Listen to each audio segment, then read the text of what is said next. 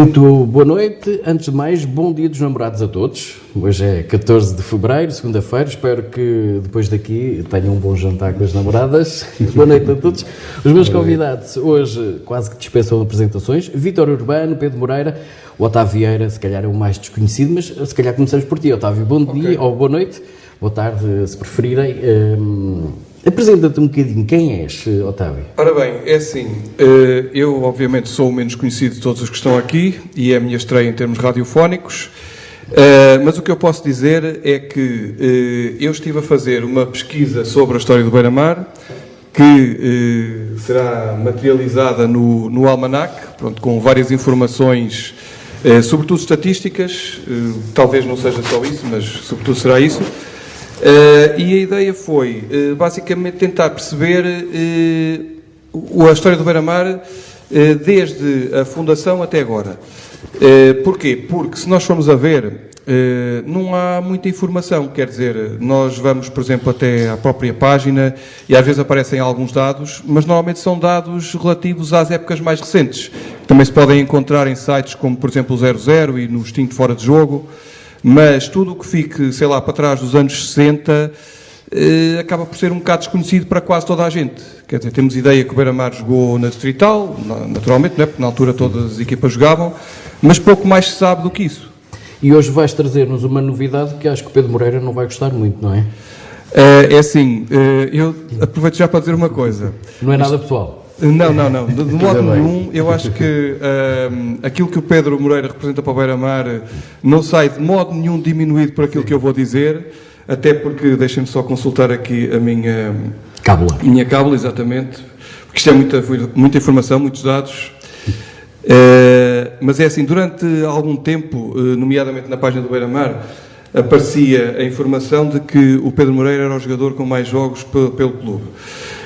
Pronto, não é, mas acaba por ser um dos principais. Pronto, mas isto, como eu já disse, não retira mérito nenhum. Aliás, eu até aproveito para dizer e para agradecer aqui ao Pedro Moreira que o simples facto de, no final da época 2014-2015, quando o Beira-Mar desceu de forma administrativa, o simples facto de ele ter sido o único jogador que se manteve no plantel, só por si já lhe garantia um lugar na história. Pronto, acho que fizeste as pazes com o Pedro. Está perdoado. Ok, obrigado. Sim. Eu vamos falar ao longo desta edição do Centenário à Beira-Mar, mas vamos agora, e da Canadá vais-me ajudar também nesses dados estatísticos. Vítor Urbano, boa tarde. E é um gosto enorme, especialmente para mim, porque eu lembro-me de si, eu era catraio e lembro-me de si no banco, no velhinho Mário Duarte. Que memórias é que tem desse Beira-Mar? Bem, boa tarde para todos. É lógico que as memórias são um bocadinho longas, mas, portanto, desde que entrei no plantel sénior do Beira-Mar, tivemos duas subidas de divisão. Era realmente uma equipa com historial e com uma participação quer na segunda divisão, quer na primeira divisão, porque nesse período em que eu ingressei no Beira-Mar subimos duas vezes, claro que descemos duas vezes também. Mas o que é certo é que era uma equipa que tinha realmente um espírito de equipa muito, muito forte.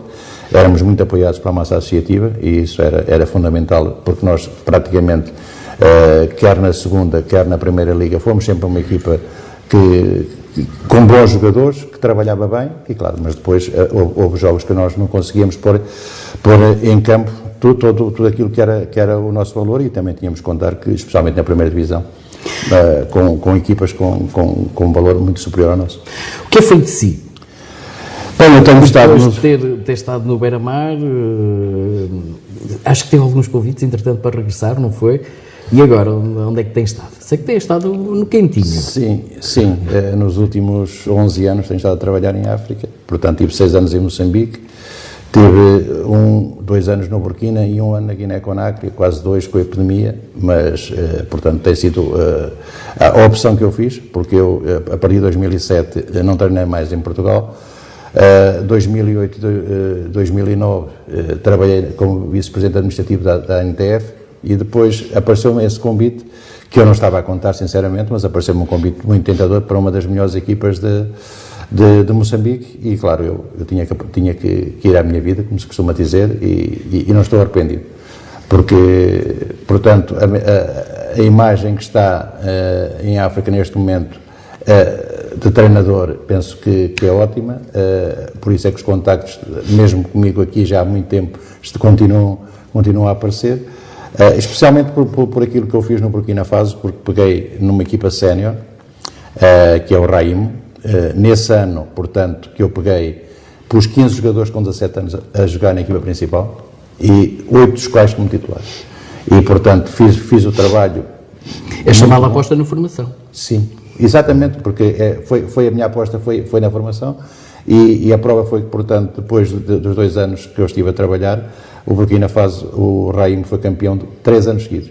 E esses jogadores já estão 4 na Europa e estão os outros, portanto, foi esse convite que me foi feito, um dos convites que me foi feito foi para regressar e tomar toda a academia em mão para fazer eu a comandar a formação.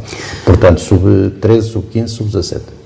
Já vamos falar mais um bocadinho de vida urbana, vamos agora falar com o Pedro. Pedro, estás triste? Não. Sempre bem disposto. O Pedro é penafidelense e já falámos sobre isso, mas neste programa ainda não falámos. És um caso quase único no futebol nacional e se calhar mundial. Apenas 2 clubes como sénior e como profissional, não é? Se não me engano, Penafiel e Beira-Mar. Sim, antes de mais, boa tarde a todos. Agradecer o convite e pessoalmente dizer que é um gosto também conhecer o Mr. Vítor Urbano, figura essa emblemática que eu ouvia falar, mas ainda não tinha o gosto de estar pessoalmente com ele. Sim, em relação a isso, eu costumo dizer em tom de brincadeira que para o futebol eu sou o Marco Paulo, só tenho 2 amores. Não é? Na minha carreira tive 2 clubes, o Penafiel e o Beira-Mar. Realmente é um caso, se calhar, ímpar, é muito raro, ainda para mais nos dias de hoje, um atleta fazer uma carreira que seja de 20 anos e passar só por 2 clubes, e essa parte da minha carreira é uma parte da qual me orgulho. Sempre as apostas que fiz, optei sempre pela estabilidade e se calhar por isso também não me fez levar a grandes aventuras e também por me sentir bem. Quer dizer, foram 2 clubes, mas também se não me sentisse bem, se calhar não teria feito a carreira só nestes 2 clubes, e daí ser um marco na minha história da qual me orgulho. O que é que te passou pela cabeça quando o Beira-Mar caiu na Distrital e tu dizes, bora, é o último patamar do futebol, mas eu estou na liquidação? Sim, na altura foi um choque, não é? Porque dentro de campo conseguimos essa manutenção e depois por outros fatores levaram o clube à descida, e é que nem foi uma descida só de um escalão, foi à última divisão distrital. Na altura, logicamente, como todos os meus colegas, e isso nunca escondi isso em entrevistas que dei, procurei dar seguimento à minha carreira profissional, mediante os convites que tive, ponderei muito, mesmo a nível familiar, que não valeria a pena correr o risco de estar a ir para clubes e estar a sair daqui, até porque já tinha aqui uma vida estável, porque a minha esposa também já estava a trabalhar, ou seja, não faria sentido estar a mudar-me de Aveiro só porque sim, até porque com a idade que tinha, também não era velho, mas acho que não quis estar a correr esse risco e depois aceitei de bom grado e motivado, mesmo sendo a última divisão distrital, tive na mesma essa motivação de aceitar esse convite e representar o clube e abraçar essa causa que eu sempre disse que foi a causa Beira-Mar, de ajudar o clube naquilo que o clube me ajudou, independentemente das descidas e desses problemas todos que houveram durante esse tempo. Quis retribuir dentro de campo e reconhecer essa ajuda que o clube sempre me deu, e esse reconhecimento fez com que eu acompanhasse o clube, independentemente da divisão, e eu já sabendo que seria a 2ª divisão distrital na altura. E não te sentiste ali um bocado extraterrestre?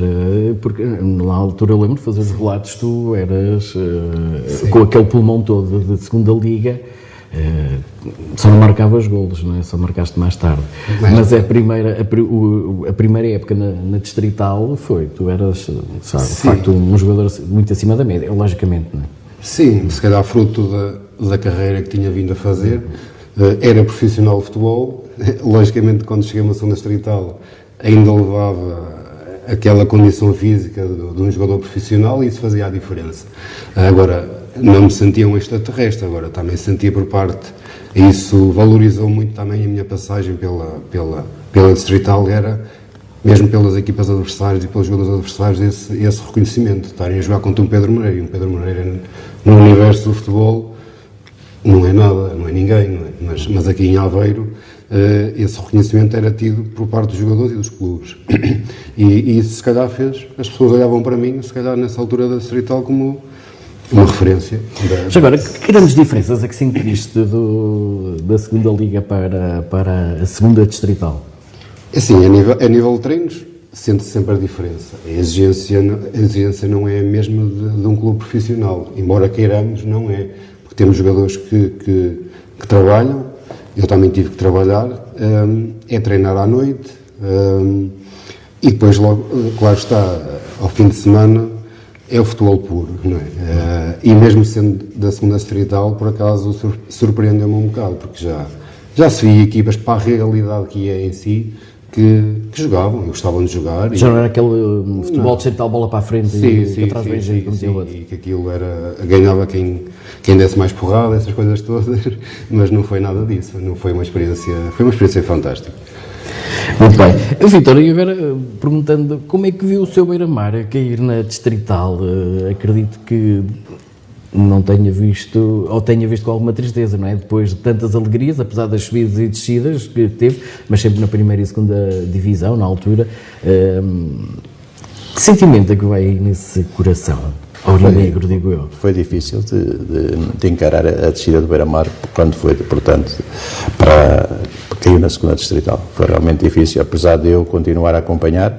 Portanto, é algo que me preocupa sempre, é saber o resultado. Vim aqui ver alguns jogos do Beira-Mar, sempre que estava cá e era possível. Não digo que vinha todos, mas vinha vários. Mas, essencialmente, portanto, é algo que eu desde os meus 15 anos que fui jogador do Beira-Mar, depois saí por 3 ou 4 anos, mas foi uma carreira inteira à frente do Beira-Mar, a jogar no Beira-Mar, e isso marca uma pessoa, claro. É lógico que eu lembro-me de quando era miúdo, eu ia ver os jogos do Beira-Mar com o Benfica, com o Sport, ia com o meu pai, o estádio completamente cheio, a gente não tínhamos que ir uma hora antes para ver se ficámos sentados, eu era de 9, 10 anos, e mesmo assim às vezes era complicado. É lógico que passei também por algumas dessas situações, também já como jogador e como treinador, aqui em Aveiro.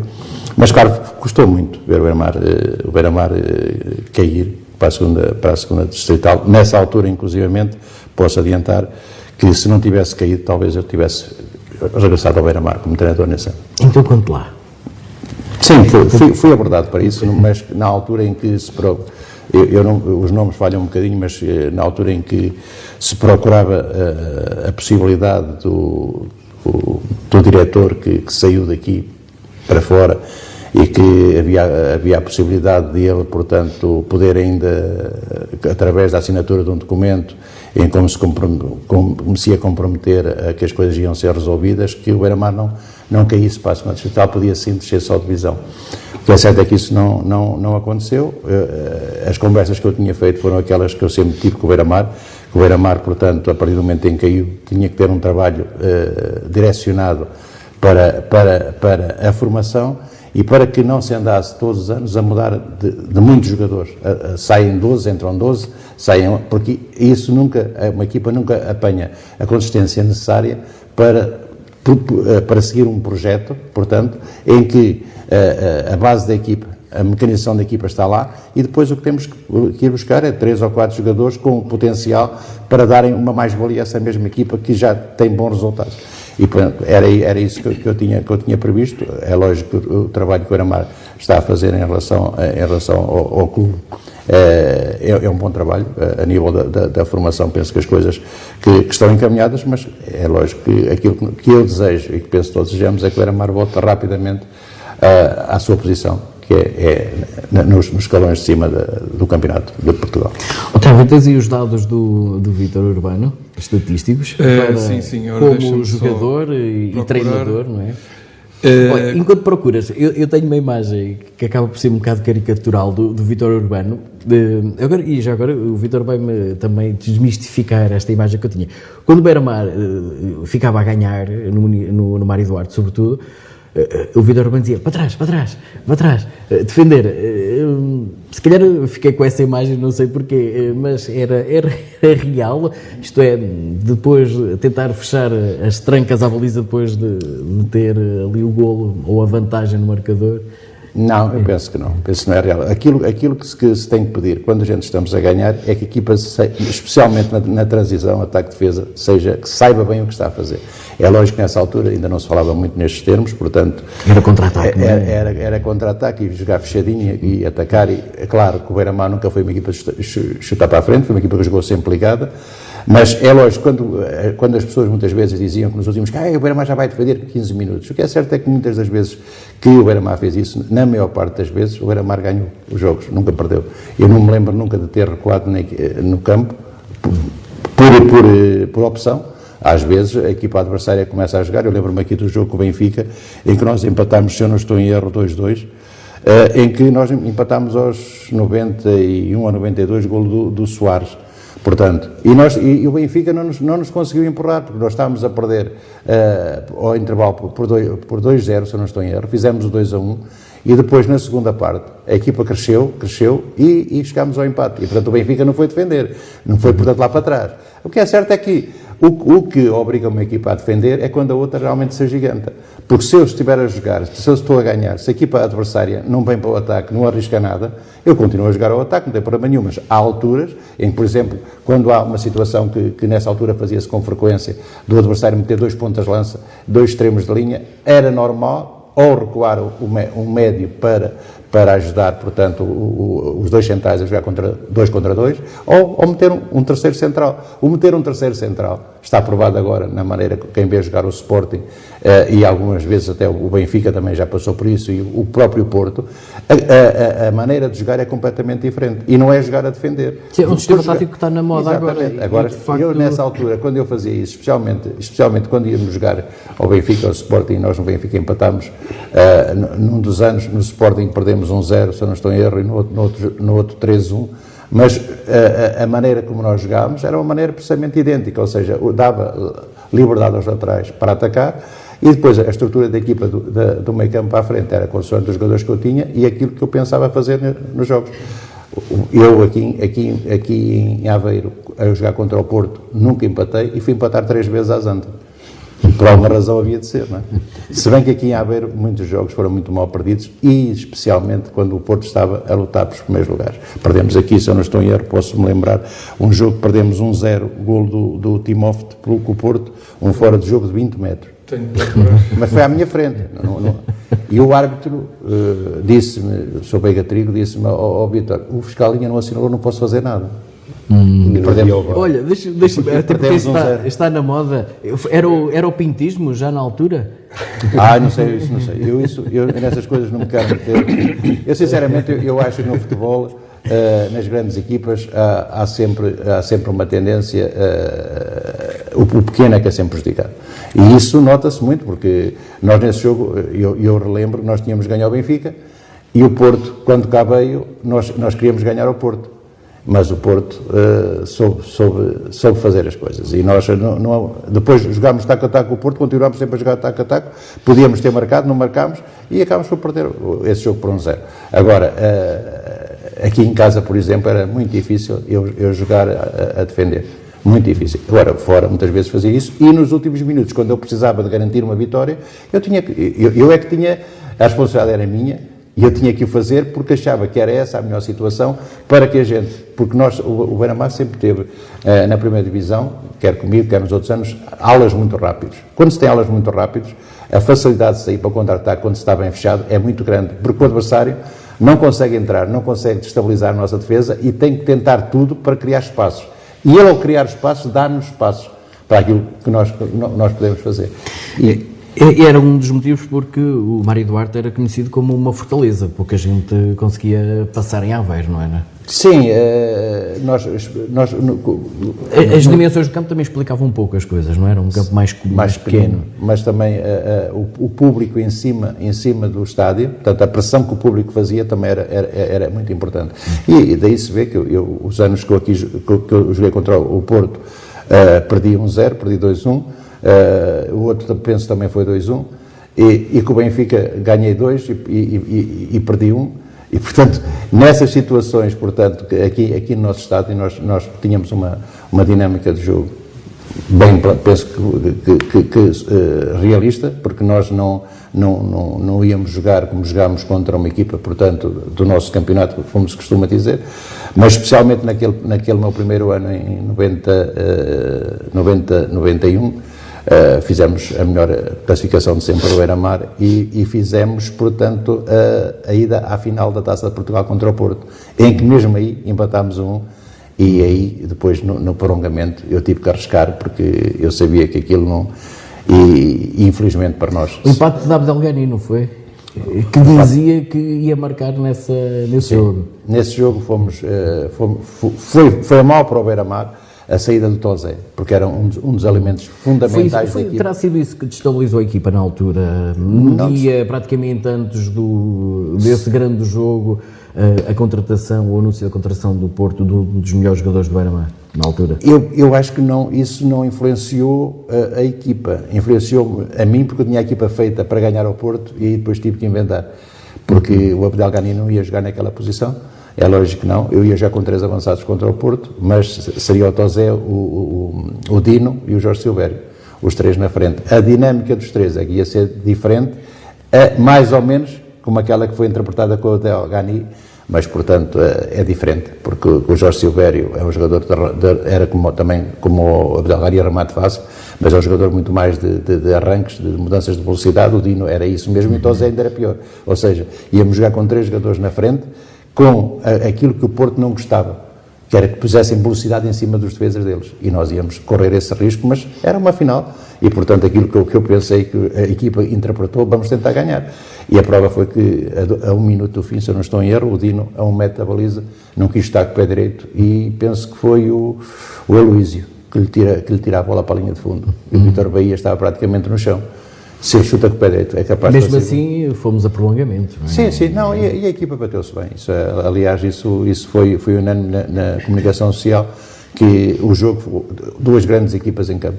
Porque nós nunca, como eu digo, joguei em 4-3-3, normalmente, mas joguei com uma espécie de um losango no meio campo, com o Sousa e o Mito mais sobre as alas, o China e o Abdelghani.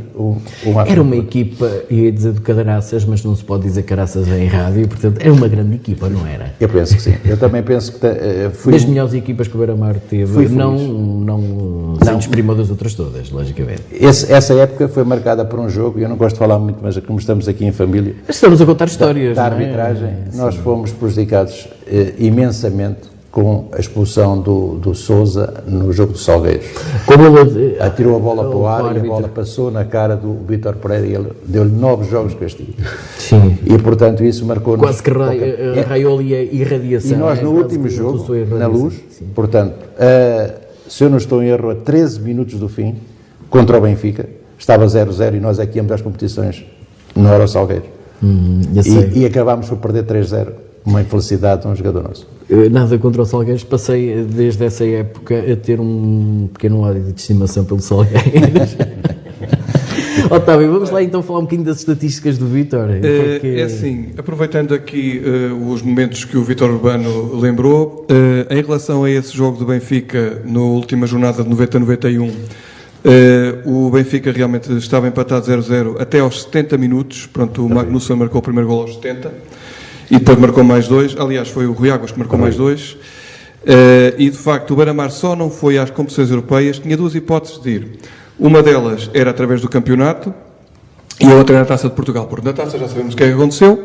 Pronto, apesar de tudo foi uma campanha bastante meritória e esta no campeonato também foi, e eu posso dizer que o Beira-Mar acabou o campeonato 90-91 com 36 pontos, os mesmos do Salgueiros. Só que tinha desvantagem no confronto direto e por isso é que não foi à Europa. Pronto, e em relação ao Salgueiros eu partilho as palavras do Pedro Martins por causa desse jogo e também por causa do em 98-99 na última jornada em que o Beira-Mar foi lá empatar 4-4 em que esteve a ganhar mais do que uma vez, até posso dizer quantas vezes é que foram, é uma questão de consultar aqui. Olha, não podes esquecer que deixa de falar para o microfone. Ok. Foges um bocadinho. Ok, vou tentar não esquecer. Nessa última jornada eu até posso dizer que... Deixa-me cá procurar onde é que ela está aqui. O Beira-Mar esteve a ganhar 1-0, gol do Ricardo Sousa aos 4 minutos e depois o Salgueiros empatou aos 6. depois deu a volta aos 25 por um João Pedro, e depois o Beira-Mar empatou outra vez por Ricardo Sousa outra vez aos 30, e depois deu a volta outra vez por Fernando aos 33, e ao intervalo estava a ter 2 para o Beira-Mar. E depois o Salgueiros empatou aos 47, e depois o Fari voltou a pôr o Beira-Mar em vantagem aos 72, e depois o Salgueiros voltou a empatar aos 77. É assim, aqui, se calhar a culpa nem é tanto do Salgueiros, se calhar é mais do Alverca que estava a lutar pelo Beira-Mar, estava a lutar com o Beira-Mar pela manutenção. E quem era o presidente do Alverca na altura? Luís Filipe Vieira. Pronto, acho que está tudo dito. Não sei o que é que estás a insinuar. Mas vamos lá. Eu tinha pedido as estatísticas do Vítor. Ele foi treinador e jogador de Beira-Mar. Jogou na formação. Portanto, aí um cagarel de gema, um Beira-Mar. Desde 68. Desde 68. Ora bem, as estatísticas do Vítor há Urbano. poucos anos. Até tinha 15 anos quando entrei para o Beira-Mar e portanto fiz a formação toda. Depois fui obrigado a sair porque eu fui estudar para a Universidade de Coimbra e eu comprometi-me só à sexta-feira é que Jogou na Académica? Não. Pronto. Eu só à sexta-feira. Eu não devia dizer isto também. Só à sexta-feira é que não podia vir treinar, mas o Beira-Mar não aceitou. Eu tive que me desenrascar, andava a estudar e joguei, fiz um ano no Gafanha, na terceira divisão, e depois fiz o ano no Oliveira do Bairro, e depois o ano foi-me buscar. Arrependeram-se? Acho que sim. Pronto, ainda bem. Olha, então ainda as estatísticas do Vítor Urbano. Nós por acaso estávamos a conversar um pouco antes da gravação, e ele por acaso não se lembrava que tinha feito um jogo em que entrou a substituir outro jogador, já na parte final, ainda em 71, 72, portanto como júnior. Porque era uma coisa que às vezes acontecia, pronto, quer dizer, ainda agora acontece, os treinadores às vezes apostam em jogadores mais jovens, não é? Pronto, sempre dão alguma rodagem. Ou até podiam ter outros jogadores disponíveis, não sei esses pormenores. E depois o Vítor Urbano fez, 1, 2, 3, 4 épocas seguidas, entre 74, 75 e 77, 78, sendo que conseguiu 2 subidas, em 74, 75 e 77, 78, e em 76, 77 tinha descido. Pronto, mas teve essas épocas seguidas. E depois regressou ao clube para mais 3 épocas, isto enquanto jogador, em 82, 83, 83, 84 e 84, 85. E depois, nessa altura, já ia acumulando também como adjunto, e foi adjunto vários anos, e depois como treinador principal também foi entre a segunda metade de 89, 90 e 92, 93. Acho que foi isso, sim, só vendo aqui. E tem, depois 96. Segundo os meus cálculos, isto tudo baseado em fichas de jogo de jornais, 119 jogos e 11 golos. Já agora, é que eu não me lembro bem, porque eu era um menino nessa altura. Qual era a posição do Vítor Urbano? Em juvenil, portanto, no primeiro ano de juvenil jogava no meio campo, no segundo ano de juvenil passei a jogar como ponta-lança ou no meio campo, e no terceiro ano passei a jogar a central, porque realmente foi o ano em que nós fomos mais longe, se eu não estou em erro, a nível de juvenis, porque a nossa equipa era realmente muito forte. E fomos chegámos, portanto, à fase final. Portanto, aqui as equipas nesse ano que tinham mais estaleca era o Beira-Mar e o Gafanha. Foi no ano em que o Gafanha, inclusive, penso que chegou a ganhar ao Porto na Gafanha. E portanto, a partir aconteceu a situação que aconteceu de eu ter que interromper a minha carreira aqui no Beira-Mar por motivo de estar a estudar. Quando houve o 25 de Abril, fui logo contactado nessa altura, foram ver um jogo lá à Oliveira do Bairro e fizeram-me um convite para regressar ao Beira-Mar. Eu regressei e pronto, depois a partir daí foi a minha carreira como jogador, foi essa. Saí daqui em 77, 78, portanto, para um ano no Alba, depois tive 2 anos no Covilhã, União de Coimbra e regressei ao Beira-Mar. Bem, como central então? Sim, como central. Nessas alturas já... Eu jogava sempre, portanto, o problema de jogar como central, no ano em que subimos, aqui, o primeiro ano que subi, joguei como ponta-lança, porque o único que havia era o Edson. Depois penso que o Edson saiu, fui com o Marco Paulo, mas o Marco Paulo não era um jogador que... Não era um jogador que a gente podia dizer assim, ele vai jogar. Depois veio o Miranda, também que era ponta-lança. No ano em que o Beira-Mar subiu, 77, 78? Não, penso no primeiro, 74. Veio o Miranda, que era um ponta-lança de Famalicão, que era um jogador realmente com um historial, depois daqui ainda foi jogar para o Estarreja, que ele era de Estarreja, e ele tinha sido meu colega quando estive a estudar em Estarreja, e portanto o meu colega, ele estava no sétimo. Olha, é assim, a informação que tenho aqui dessa época de 74, 75, portanto os jogadores mais avançados seriam esse Miranda, sim, um Armando, o Kim, o Marcos Paulo, o Almeida, o Edson, o Zezinho, o Jorge e o Eduardo. É isso. A linha de ataque quase sempre era, os três de ataque eram o Almeida, o Edson, e às vezes sob a direita jogava o Marco Paulo, havia várias opções, né? Depois, mas lá está, nesse ano, portanto, eu praticamente jogava como médio e alguns jogos como central.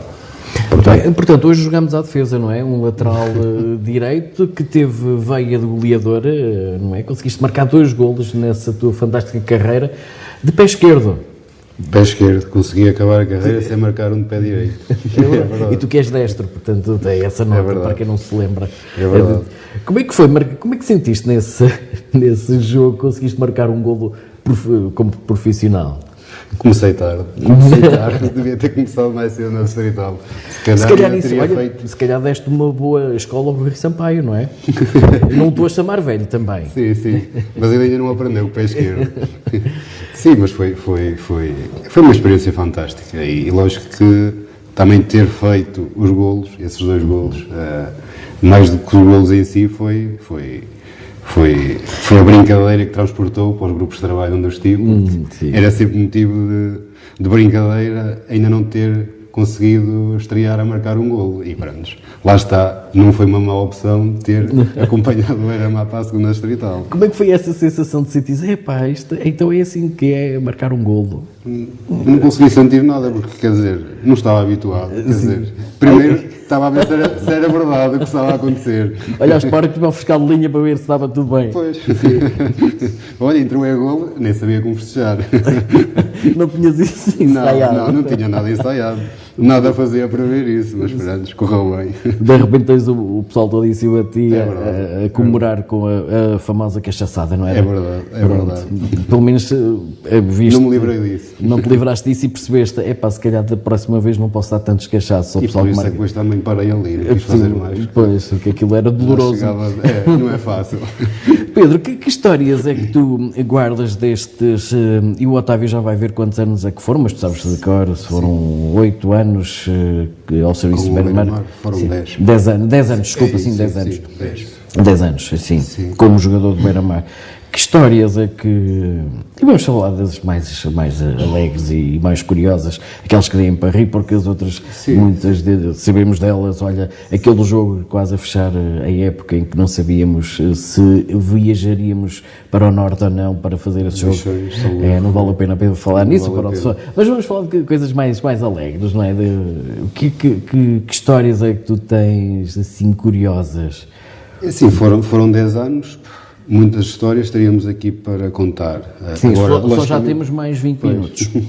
Agora, logicamente que os anos em que o clube teve sucesso ficam sempre marcados.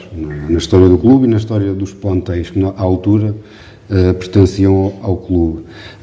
E daí transparecia aquilo que era necessário para o Beira-Mar. Ou seja, sempre que o Beira-Mar conseguiu formar, não só em termos de qualidade, os plantéis que teve, mas que sempre que formava bons grupos, teve sucesso. Foi o ano da subida à Primeira Liga, em 2009, o ano, curiosamente, o primeiro ano que cheguei à equipe pela mão do Mr. Leonardo Jardim. Esse desconhecido, não era? Desconhecido na altura, esse ilustre desconhecido à altura, e face, lá está, por muito que queiramos fugir, mesmo nesse ano já havia problemas financeiros e mesmo assim ficou provado que quando o grupo é forte e bem comandado tudo se consegue e não foi só a subida, foi termos sido campeões da segunda liga. E depois logicamente que está a aventura que eu passei pessoalmente pelo clube na Distrital, não me arrependo de nada e acho que, e lá está, tive o prazer de também jogar no Mário Duarte, oficialmente, viver e sentir na pele o ambiente que é jogar lá. Efetivamente não tem nada a ver o ambiente que se viveu lá. Aliás, eu cheguei a dizer que na segunda Distrital, principalmente, vivi jogos no Mário Duarte que aqui no Municipal de Aveiro, na Primeira Liga, não vivi. Isso foi uma realidade. Agora, esses anos marcaram muito, não é? É a subida de divisão e há um momento particular pessoalmente, que me marcou muito, que foi aquele jogo da final da Taça Distrital. Curiosamente, também nesse primeiro ano da segunda Distrital, aqui em Aveiro contra o Águeda, em que tive aquela surpresa em que 2 autocarros de Penafiel com a família em peso, parecia a claque do Beira-Mar, sem eu estar a contar, e esse momento, pessoalmente e particularmente, marcou-me imenso. Mas até a mim me arrepiou agora, é fantástico. Sim, foi, sem dúvida, sem eu saber nada. Grande surpresa. Foi. E não marcaste nenhum gol, já viste, nessa final? Não. Estás a ver? Tinha que ter vindo mais cedo. Mas hoje em dia, se calhar, estava a imaginar, não há clubes que levem 2 autocarros para ver a equipa, quanto mais ver um jogador. É verdade. E isso ficou Como é que os penafidelenses veem essa tua imigração para Aveiro? Com alguma tristeza ou com alegria também pelo aquilo que viveste e estás a viver neste momento? Na altura sentiram a tristeza normal, porque já tinha muitos anos de Penafiel, também já estava lá, já era uma referência do clube, e logicamente que a saída de lá ficaram tristes, mas depois, face à carreira que cheguei a fazer aqui, neste momento, com quem eu falo em Penafiel, é um motivo de orgulho para eles, em particular da parte do clube, porque desde a formação, mais do que formar jogadores, também formam homens e sentem orgulho em que formaram um homem e um jogador que, mesmo representando outro clube, também representa a cidade e a formação do Penafiel. E isso, neste momento, eles têm orgulho nisso, independentemente de nunca mais ter regressado e já ter terminado aqui a carreira no Sim, Beira-Mar. pelo menos comigo, sempre que falas também com muito carinho do teu também Penafiel. Não vou dizer que não é o teu Penafiel, Claro. porque é. Sim, foi o clube que me... Lá está, é um dos 2 amores. É a casa-mãe, a casa de partida. Isso tenho que ter essa admiração e as pessoas também têm de lá. E, logicamente, quando as coisas são sempre bem feitas, independentemente de saídas ou não, fica marcado. É isso que Por meio, há uma lesão grave que tiveste, não é? Se fosse só uma, mas eu se calhar sei qual é que estás a falar, mas a da fratura exposta da tíbia e do peroné. Sim, que te levou a... E também houve a das costas, não foi? Aqui no Beira-Mar. Foi na cervical. Sim, Foi. Sim, mas essa da tíbia e do perónio foi gira porque apanhei aqui há uns tempos uma entrevista, tive aí que tudo... Sim. Que é muito gira. De qual? Da antevisão do jogo? Da antevisão do jogo e estava... Dos apanhados da TV. Foi uma coisa mas assim. Mas essa não foi por causa da perna, senão eu sei qual é que estás a falar. Não, tu acho que tiveste exatamente, tiveste ali uma perda de consciência, de qualquer coisa. Na Madeira. Qualquer coisa, foi muito traumatismo craniano. Sim, e foi Tenho um currículo vasto, a nível disso. Tenho um currículo vasto. Mas essa entrevista dava muito gira. Mas essa da fratura exposta, Sim. para além de ter sido a mais grave, ficou na história porque consegui ser expulso. Nesse lance, por isso não é para qualquer um, nem no Ronaldo, como se diz. Sim, boa. Falávamos há pouco de arbitragens, não é, Vítor Urbano? Já existia neste tempo. Faz lembrar quase um cartão amarelo que... Eu não queria falar disso, mas o cartão amarelo visto como o Coates viu, não é? Sim. Que é pisado e vi cartão amarelo. Foi quase da mesma coisa, quer dizer, parte da perna... Quer dizer, não devias ter partido a perna, por isso é que foste expulso. Claro, não se faz isso, temos de ser fortes. Pelo menos cumpriste o jogo de castigo em recuperação. O que me preocupou mais foi os 2 jogos de castigo, nem foi o ano que tive parado. Pois, imagino, deu cabo da tua carreira quase. A partir daí tive dificuldades em recuperar. Mas pronto, olha, mas pelo menos recuperaste bem. Qual foi a perna? Foi a direita. Pronto, por isso mesmo é que não recuperaste muito bem, por isso é que não marcaste golos com a perna direita. Tive que apostar tudo na perna esquerda. Eu relembro, estamos à conversa com o Vítor Urbano e Pedro Moreira, também o meu convidado Otávio Vieira, aqui no apoio estatístico sobre estas duas grandes lendas do Beira-Mar. Vítor, eu perguntei ao Pedro algumas memórias do Beira-Mar, também já perguntei assim, mas alguma história curiosa, engraçada, daquelas que não se podem encontrar em rádio e por isso mesmo eu estou a pedir para contar. Bem, eu não sou muito de contar histórias engraçadas. Essa é que é a realidade, porque há muitas histórias engraçadas que não se podem contar. E por isso... Mas eu estava a portar uma dessas. Pode não dizer nomes, por exemplo. Sim, mas, ora bem, uma história engraçada aqui no Beira-Mar. Ou então uma história que o marcou. Daquelas histórias que conta sempre, por exemplo, Sim, aos netos, quando está à lareira. E eu, quando estava no Beira-Mar, aconteceu-me isto que eles dizem: já sei, já contaste isso 500 vezes.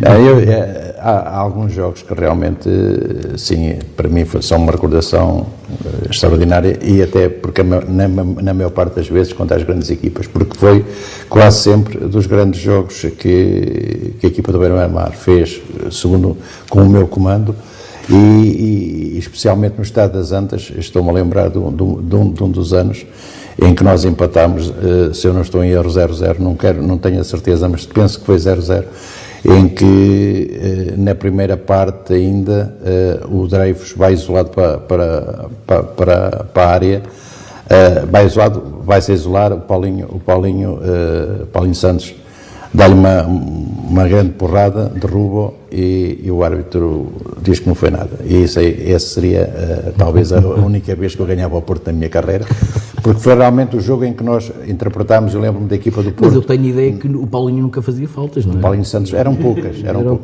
Mas no ataque, a equipa do Porto, nesse jogo, jogou com Jorge Couto, Costa Adinob, Domingos e Folha, que era uma linha de ataque que eu vou dizer que penso que era muito forte, e depois tinha o Paulinho Santos e o André no meio campo.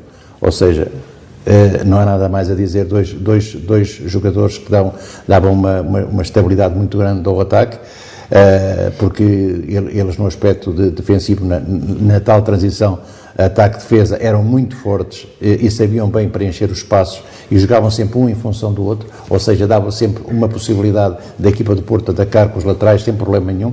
E isso, para uma equipa que vai às Antas, e jogámos nesse jogo, entramos, se eu não estou em erro, com os 5 defesas, parece que joguei assim, joguei com os 5 defesas, depois joguei com um médio defensivo, dois jogadores, portanto, médios de ataque, segundos pontas de lança, e 2 alas bem abertos. E tivemos muitas ocasiões de golo e podíamos ter ganho perfeitamente esse Uma jogo. curiosidade, o Vítor Urbano passou, e há pouco falávamos que até a nomenclatura do futebol mudou, não é? Já não há contra-ataque, há transições. O que é que mudou no futebol desde 60, quando começou a jogar, até hoje? Bem, eu penso que agora...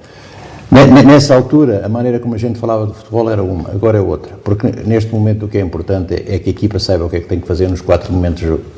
Se a equipa estiver bem trabalhada nesse sentido, ou seja, porque é muito importante que a equipa ataque bem, mas a transição de ataque-defesa é muito importante. Para quê? Para fechar o espaço e a equipa não ser surpreendida. Uma equipa que ataca, portanto, seja 4-4-2, se for em 4-4-2 é lógico que sobe um lateral, o outro não sobe, a equipa tem que fechar por dentro. Os médios, tem que haver um médio do lado do lateral que sobe, que vai fazer as compensações. Tudo isto tem uma dinâmica que tem que ser trabalhada. Mas é o jogador saber, nos momentos de jogo, o que é que tem que fazer para a equipa não ficar desequilibrada. Ou, quando está a defender, para a equipa sair, portanto, para o ataque rápido ou contra-ataque, mas para sair com tudo, porque já não vemos uma equipa na Primeira Liga a chutar para a frente, porque todas as equipas querem sair a jogar de trás para a frente, querem que o jogo seja ligado. Quando nós temos uma equipa a jogar contra uma equipa forte, que saiba jogar a bola, o que é que acontece? A equipa forte tem que correr atrás da bola. E se a gente analisar, eu não quero estar a ser polémico isto, mas se a gente analisar, um dos grandes problemas para mim do Benfica é precisamente esse. É quando a equipa do Benfica, quando o adversário tem a bola, a equipa do Benfica não trabalha coletivamente, não é forte a fechar as linhas de passe, a juntar-se para defender. Depois, quando tem a bola, é lógico que nós temos que ter uma dinâmica ofensiva com abertura, portanto a equipa tem que abrir, tem que a nível da largura de campo, tem que procurar jogar nos limites para abrir a defesa contrária e para, portanto, sair em situações de finalização. E penso que isso foi o essencial. Também o trabalho que se faz agora nas bolas paradas, que antigamente não se fazia, agora a mecanização ainda Antes era o remate era remate, os cantos, não havia cantos estudados, era bola lá para a confusão e salta e vais lá, tens que saltar mais que os outros, etc. E era, às vezes, a carga sobre o guarda-redes para ele largar a bola para alguém fazer golo e estava feito o negócio. Agora não. Ainda ontem no jogo do Porto Sporting, viu-se o Porto apresentou-lhe 3 ou 4 livros, diferente do normal e com grande, inclusivamente num deles o Pepe ia fazendo golo. Com o pé do lado contrário, ao lado, ele era o jogador do Porto mais aberto sobre o lado esquerdo. E quer dizer, isto ensaiado é uma coisa. A gente está a ver assim, o que é que está para lá fazer? Não é? Mas nesse caso o Sporting também não deu por ela. E ele apareceu, chutou ao lado. Agora, é isso, penso que a evolução que há é a nível do trabalho, muito mais de trabalho de equipa, muito mais mecanização a nível dos setores da equipa, como é que devem evoluir, lances de bola parada e uma coisa que é fundamental é cada vez que jogar melhor e melhor futebol. Muito bem, estamos quase a chegar, temos cerca de 5 minutos. Otávio, não sei se tens aí algumas notas que queiras dizer antes de fecharmos esta edição. Sim, de hoje. posso acrescentar em relação ao Pedro Moreira que os 2 golos que ele marcou, pronto, não me lembrava desse pormenor terem sido com o pé esquerdo, isso já não. Porque não tenho aqui essas notas, mas posso dizer que foram ambos na época 2015-16, na tal da segunda distrital. O primeiro foi em Pinheiro da Bem Posta. Sim. E para além de ter sido o primeiro gol, também teve outra particularidade, é que foi um jogo num campo pelado. Exato. Que isso também se calhar era uma novidade, não? Foi. A última experiência que tinha tido foi na formação, por isso. Pois, imagino. Ao fim de quase 20 anos é que voltei a ter essa experiência. Imagino. Mas gostei da experiência, por acaso. Se E calhar eu também, e já falámos nós dois sobre isso, a distrital é diferente, é aquilo que há pouco se dizia, o futebol puro, não é? É muito mais o público, é mais próximo, mais junto, as terceiras partes quase, não é? Exato, o final, também fazem parte obrigatoriamente. O final de cada jogo, o pessoal junta-se, não há aquela... Eu lembro uma vez, não sei se tu estavas, mas estava o Hugo, estava o Jaime, acho que tu estavas também, e nós estávamos lá em baixo na zona VIP, e eu estava a falar com vocês, pelo menos com o Hugo e com o Jaime, e acho que eras tu, não sei mais quem, não interessa. E alguém do Beira-Mar vem lá dizer que para vocês não estarem a falar comigo, e nós não estamos a falar como, eu não estava a falar como jornalista, estávamos a falar como amigos, conhecidos, e hoje em dia não é tanto isso, hoje é este contacto muito mais pessoal e próximo, é engraçado. é uma das grandes diferenças. Não há essa distinção, esses protocolos todos que existem, de jogadores não poderem quase praticamente conviver com ninguém, é jogar, acabar o jogo, autocarro, casa. Nem pode ir tomar um café ou beber uma água ou uma cerveja com os adeptos ou com quem quer que seja, e isso é uma das grandes diferenças para o profissional, para o amador. E não deixa de ser nem mesmo um futebol agradável, o futebol no seu estado puro, também faz falta. Sim, mas olha que eu olho para os jogos e tenho aqui 2 entendidos do futebol, ou 3 ou 4, muito mais do que eu. Há grandes jogatanas na Distrital face a uma Primeira Liga. Sim.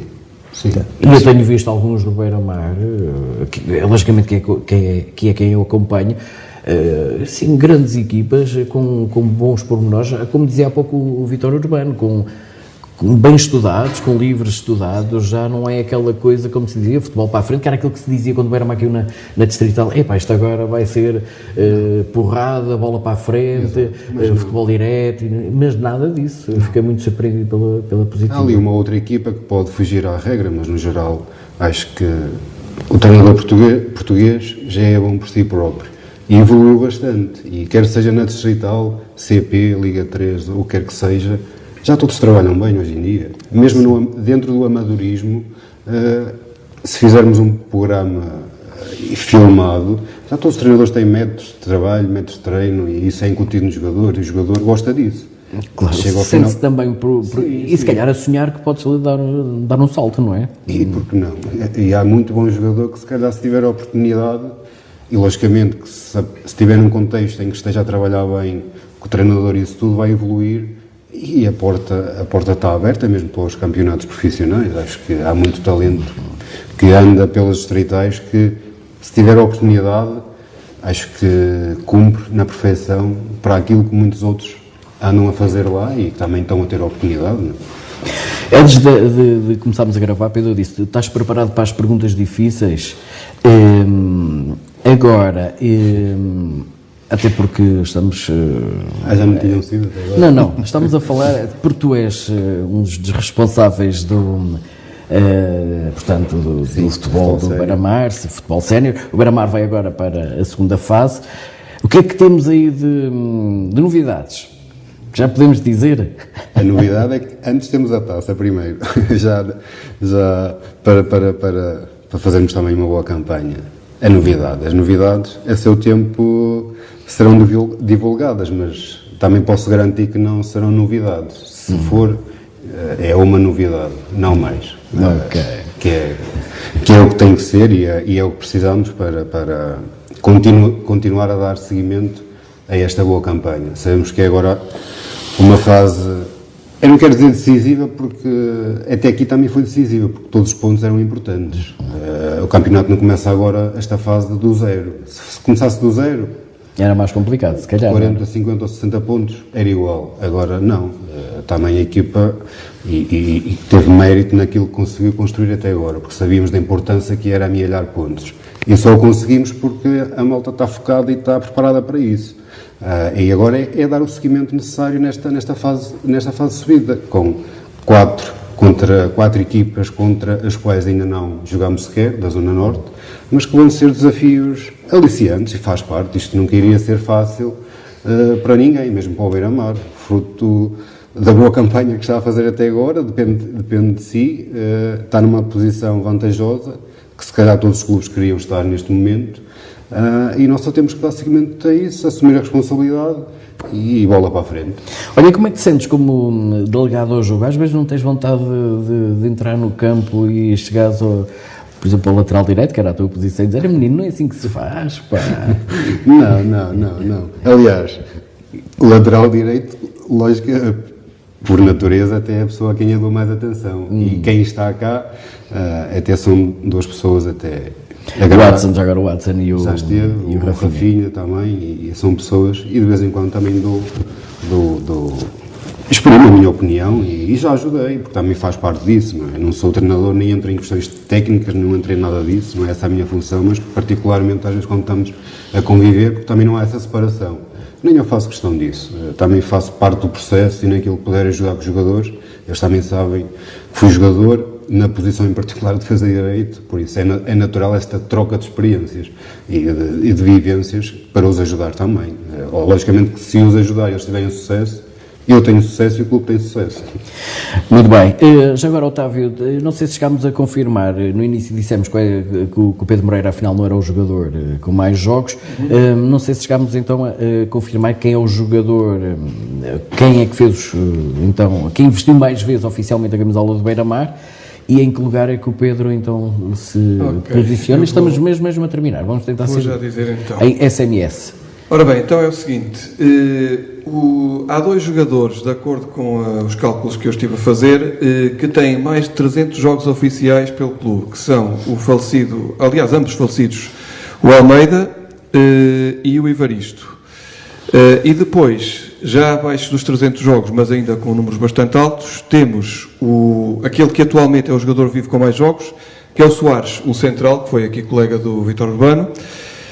Depois também temos o Liberal com 280. Aliás, sim, exatamente, o Liberal com 280, é isso. E o Pedro Moreira tem 271. Pronto, conforme eu disse, não é o jogador com mais jogos, mas isso não retira de forma nenhuma mérito. Bem, pelo contrário, um dos principais. Ele que não tivesse feito a fratura exposta. Pois, exatamente. Tinhas mais jogos e ele dava as costas. É verdade. Meus amigos, estamos mesmo a terminar. Vítor, uma palavra final de alguém que cresceu com o Beira-Mar e viveu tantas glórias e que quase ganhou ao Porto? A palavra final será que eu gostaria imenso de ver o Beira-Mar a voltar ao Beira-Mar dos antigos tempos, dos velhos tempos, porque penso que a cidade merece, se bem que agora com a distância que está ao campo, não há aquele apoio tão grande como havia nos outros tempos, mas penso que as pessoas estão a trabalhar, o Beira-Mar tem um objetivo, que é começar, portanto, a voltar à sua posição, e é que o meu grande desejo é que tudo corra bem e que o Beira-Mar siga no bom caminho.